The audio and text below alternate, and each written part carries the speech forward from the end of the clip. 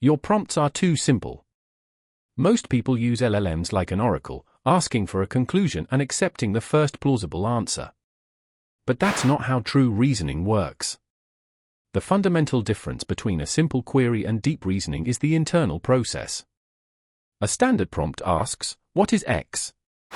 The LLM responds based on weighted probability. It predicts the next most likely token.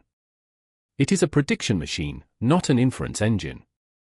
When we ask it to think, we are trying to force a machine optimized for statistical pattern matching into the role of a logical proving ground.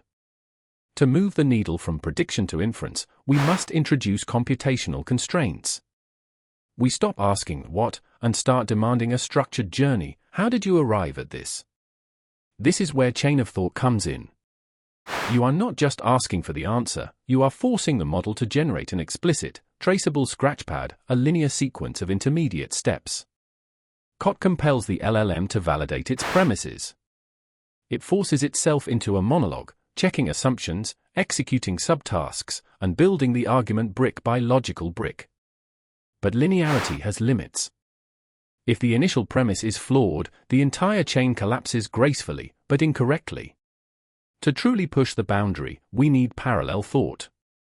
This is the paradigm shift, tree of thoughts. Instead of one path, you prompt the model to explore multiple hypotheses simultaneously.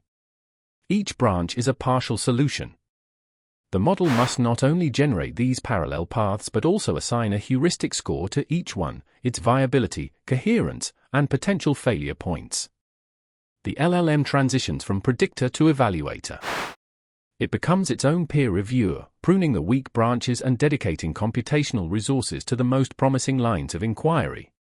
This isn't just about prompting, it's about architectural design. You are engineering a dynamic computational process, not filling in blanks. Your prompt must define the rules of engagement. You are not asking for an answer, you are defining the problem space and setting the constraints under which the search must occur. The prompt becomes the compiler. It translates your high-level goal into low-level computational instructions for the neural architecture.